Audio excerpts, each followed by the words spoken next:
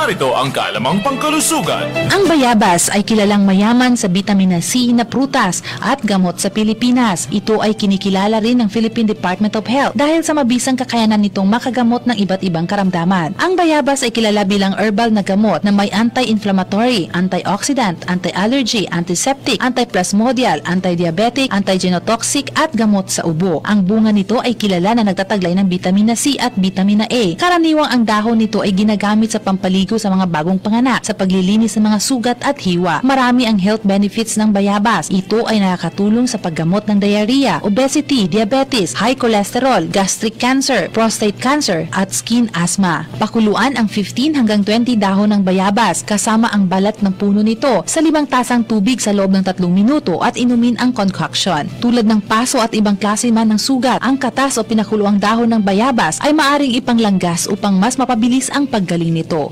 Lenny Wong Olifo, NDBC, Bida, Balita.